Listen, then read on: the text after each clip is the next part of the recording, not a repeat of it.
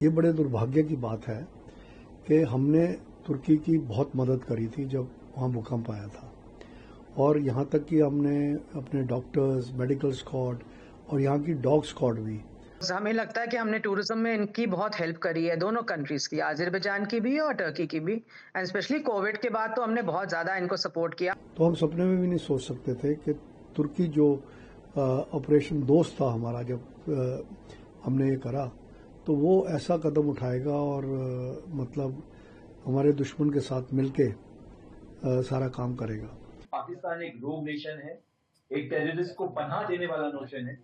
उस नेशन को टर्की और अजरबैजान सपोर्ट करें, ड्रोन्स देकर, मनी देकर, ये बात एकदम क्लियर होती है कि हमें इन नेशंस के साथ काम नहीं करना चाहिए। जो लोगों के सेंटिमेंट हर्ट हुए हैं, उनको ये लगा कि हमको टर्की और अज़रबैजान नहीं जाना चाहिए बिल्कुल भी, बिकॉज दैट्स वाई सारी बुकिंग्स कैंसिल होनी शुरू हो रही हैं। 50% बुकिंग्स कैंसिल हो गई हैं। देखिए, पहले तो इंडियन चेंबर ऑफ कॉमर्स की एविएशन एंड टूरिज्म कमेटी की तरफ से मैं अपने आर्म्ड फोर्सेस को मुबारकबाद देता हूं, अपने प्राइम मिनिस्टर को मुबारकबाद देता हूं कि ऑपरेशन संदूर बहुत सक्सेसफुल हुआ है।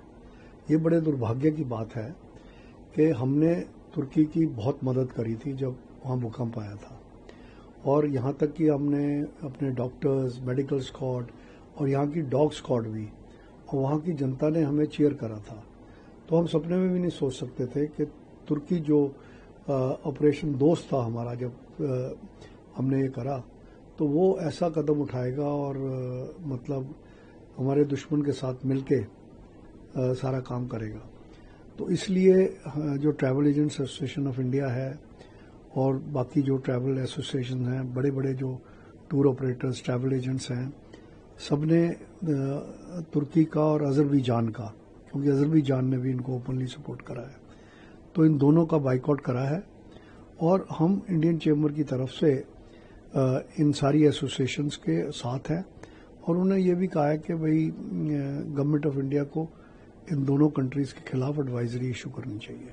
देखो, इसके जो पाकिस्तान के बीच में जो ये तनाव जो है, ये बढ़ने से टर्की का उनका ड्रोन्स का यूज करना सेंटिमेंट्स के अगेंस्ट गया हमारे ट्रैवल इंडस्ट्री के, बिकॉज हमें लगता है कि हमने टूरिज्म में इनकी बहुत हेल्प करी है, दोनों कंट्रीज की, अज़रबैजान की भी और टर्की की भी। एंड स्पेशली कोविड के बाद तो हमने बहुत ज्यादा इनको सपोर्ट किया। आज हम अज़रबैजान में भी के थर्ड के फोर्थ लार्जेस्ट मार्केट है, बहुत कम फर्क से। और इवन इन टर्की हमारे लास्ट ईयर 2024 में 3,30,000 आदमी गया है, एंड इकोनॉमी में हमारा चार करीबन इंटायर ट्रेड का 4,000 करोड़ का इन्वेस्टमेंट है हमारी टर्की के साथ, बिकॉज हमारी इन्वेस्टमेंट बहुत ज्यादा है। ट्रेड वैल्यू हमारी 90,000 करोड़ की है। तो आई थिंक ये सब देखते हुए जो लोगों के सेंटिमेंट हर्ट हुए हैं, उनको ये लगा कि हमको टर्की और अज़रबैजान नहीं जाना चाहिए बिल्कुल भी, बिकॉज दैट्स वाई सारी बुकिंग्स कैंसिल होनी शुरू हो रही हैं। 50% बुकिंग्स कैंसिल हो गई हैं।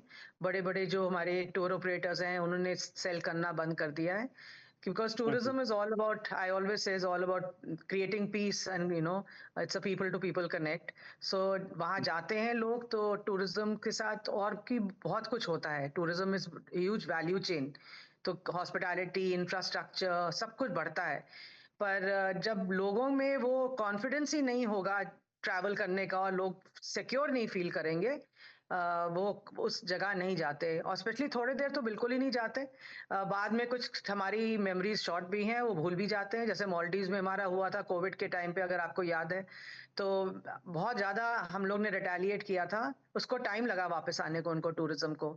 पर टूरिज्म वापस आ जाता है, because it's more there's no alignment between a political and between the sentiments of the people. So I think that alignment is never there. So people have short memories and it does come back. But things like this don't happen, should not happen. And this has to be taken on a broader perspective by the governments themselves, क्योंकि ये कभी भी आपको direction government से नहीं आती है कि आपको जाना है कि नहीं जाना है. It's always depends on the people. It always depends on the travel agents, who's going to sell them, who's going to promote those packages. पर वो जब तक ऊपर से डायरेक्शन नहीं आएगा तो obviously it is short lived and ये खत्म भी हो जाता है. पर but being on the other side, like I was just now speaking to the former ambassador, Indian ambassador. He also said the same thing, that the trade has to be slowed down to move forward, and that is how we must show our displeasure कि हम लोग we are hurt by the way they are behaved with India, and they've been behaving since long. It's not that they've behaved right now, but this time by giving the drones, which is more like a commercial deal between two countries, but still they have to stand up to us to say how we should be traveling, how we should be selling, how we should be promoting our destinations. And I think there are a lot of more destinations beyond these two destinations where we can send our passengers and our travelers. So I think all this comes into consideration for some time. And of course, we have to move forward and see how our government gives a statement on this to say how tourism should be affected, because we see that flights are increasing, visas are becoming free. So that's the side the government is also doing. So we'll have to look into it and see how we can actually see how tourism of these countries should be affected. But right now, currently, there have been huge cancellations. We as travel agents are not supporting this at all. We are trying to say that no one should travel to these two countries. It's not only about, we are a patriotic country and we have to believe in ourselves to say that we stand with India together to say that we prosper. इसी तरह से जैसे ही हमें पता चला कि Turkey और Azerbaijan इस लड़ाई में गलत साइड में खड़े, देखिए पाकिस्तान गलत है ये बात प्रूव हो चुकी है दुनिया में. जो उनका यूएन डेजिग्नेटेड टेररिस्ट है उसके फ्यूनरल पे पाकिस्तान की आर्मी के लोग, मिलिट्री के लोग खड़े, तो इससे साफ पता चलता है कि पाकिस्तान एक रोग नेशन है, एक टेररिस्ट को पनाह देने वाला नेशन है. उस नेशन को टर्की और अजरबैजान सपोर्ट करें, ड्रोन्स देकर, मनी देकर, ये बात एकदम क्लियर होती है कि हमें इन नेशंस के साथ काम नहीं करना चाहिए. और इसके लिए हमने एक ट्रैवल एडवाइजरी निकाली थी कि इन कंट्रीज में ट्रैवल नहीं करना चाहिए. We were the first ones जिसने ये ट्रैवल एडवाइजरी निकाली थी. हमें बहुत खुशी है इस बात की कि हमें देखकर काफी सारी ट्रैवल एजेंसीज ने भी ये एडवाइजरी निकाली. और आज के टाइम में हमारे एफर्ट की वजह से boycott Turkey, boycott Azerbaijan trend कर रहा है, क्योंकि ये बिल्कुल गलत साइड में खड़े हैं. और इनका खड़ा होना उस साइड पे इनकी आइडियोलॉजी से रिलेटेड है, इनके इस्लामिक कंट्री होने से रिलेटेड है, और ये वहां पे ड्रोन्स भी सप्लाई कर रहे हैं पाकिस्तान को.